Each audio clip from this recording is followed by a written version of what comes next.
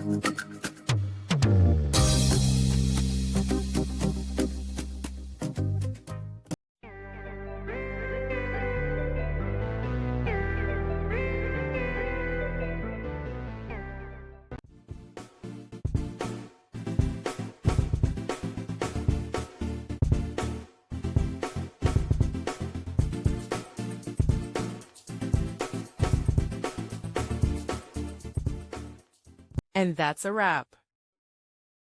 I hope you found the answer you were looking for. If you did, take a second to hit that subscribe button. It really helps out. And let me know in the comments which solution worked best for you. See you next time in the debug zone.